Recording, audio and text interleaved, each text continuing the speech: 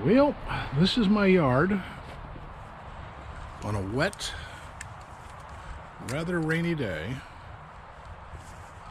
Let's go over to the backyard and take a look at the garden.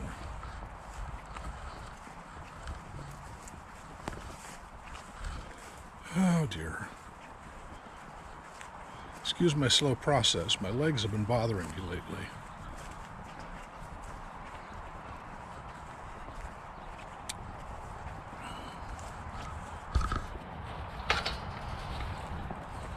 Well, as you can see, it's a mess around it, but here I'm growing some chard and some carrots.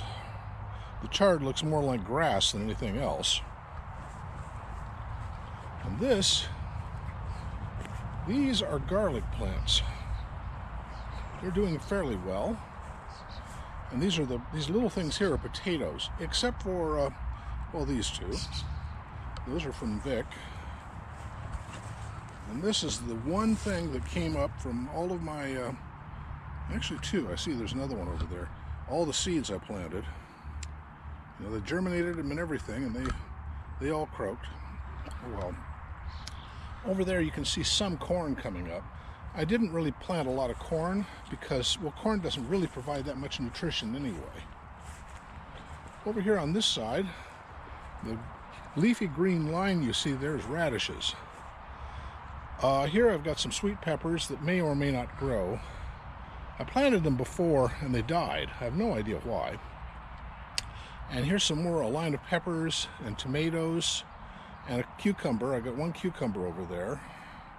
And that first tomato, well, actually both of those tomatoes, I don't know if they're going to survive. Oh no, I got another cucumber here. Oh, and that is a lettuce. So that's my garden, such that it is. Well, I bought a new sprinkler because the old one, which was probably about 30 years old, croaked. So, oh well. I guess I inherited it from Dad, so I guess I got my money's worth out of it. Oh, come on now. Get in there. Okay. Christine has mowed more recently than I have, obviously. Oh, you see that? I ripped a whole bunch of that plant there away from the heat pump and discovered, lo and behold, I have a breaker box behind there that I didn't even know existed. I had no idea how to turn the damn thing off. Well, that's how you do. I didn't even know it was there. Totally covered up in brush. I need to get rid of that, the leaves from that thing and the branches, but it's too damn wet right now. Well, back to my shop. I want to show what I've done recently. Mainly, if you look, it's about the same, except you see these metal shelves over here? I got a bunch more of those at the youth outreach place. Turns out they're from Department of Motor Vehicles. I don't know what they were doing with them, but they got rid of them, and their loss is my gain. These are great for keeping various kinds of metal or other things in. I had metal in this one over here, the red one. Was the first one I got. Well, now I'm using it to hold bullets. And my exotic metals are in this box here. I got that one spare at the moment. I got these two big metal ones from Don Ayers. And I just have my big drops of metal in here for when I'm working on stuff. Chop saw, of course, lathe, of course. Put this together. That's a number 4 vise that I picked up at I forget, I think it was a yard sale. And that's on top of a Harbor Freight grinder stand. Works.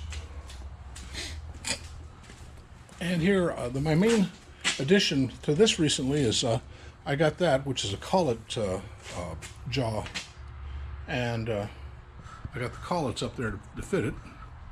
So you know, that's kind of cool. Oh, and I created a here it is. There it is. I created this as a way of powering that. because it's a pain in the butt. I also have one that I can hook to a power drill.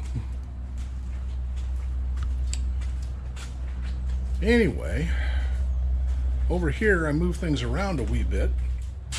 This is my end mills, drill bits.